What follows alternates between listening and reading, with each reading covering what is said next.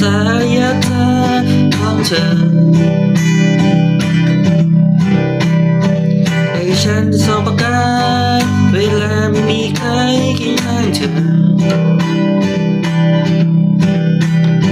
ให้ฉันได้ส่องประกายมอบความอบอุ่นให้เธอ